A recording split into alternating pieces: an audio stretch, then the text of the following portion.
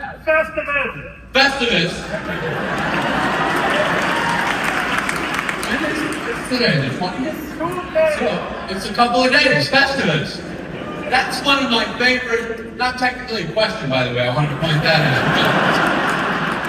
out. The Festivus speech that Frank Costanza does is one of my favorite things of that whole 9 years, is when he does that thing about, I reached for a doll, but another man reached at the same time, as rain blows thunder. I thought to myself, there must be a better way.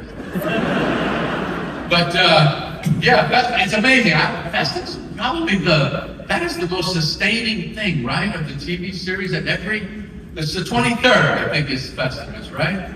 And it's all over the internet. It's always fun. We get a big kick out of it. And it's a true thing. The writer of that episode, Danny O'Keefe, his father did invent that holiday, and he called it Festivus holiday for the rest of us.